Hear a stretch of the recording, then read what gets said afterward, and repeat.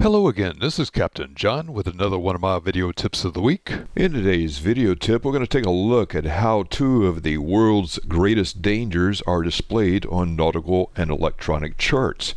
Coral reefs and breakers can do great damage to a sailing or power vessel. And today I'm going to show you a fast, easy way to identify these within seconds on your nautical chart. Notice on the top row, the abbreviation capital C lowercase o signifies coral reefs. In our second row, breakers are displayed with the abbreviation uppercase B lowercase r, or the word breakers. Now let's take a look at a chart in the Hawaiian Islands and see how coral reefs and breakers are shown. Starting to the west, take a look at the abbreviation CO to the north and breakers inside the limit lines of the blue area. As you work along the coast, you can see other indications of coral and breakers.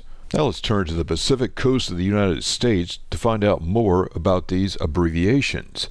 Here we are on a chart of the Columbia River. If we want to take a closer look at the shoals off of Sand Island, notice we are directed to use the inset. Let's do that now. Note the breakers off the spit to the west and to the east of the entrance channel, and our inset gives great detail on the aids to navigation in this channel. Now you know how to identify coral reefs or breakers on any nautical or electronic chart. Use these easy sailing tips for safer sailing on the waters of the world. This is Captain John, and this has been another one of my video tips of the week. Find more sailing tips and techniques on www.skippertips.com.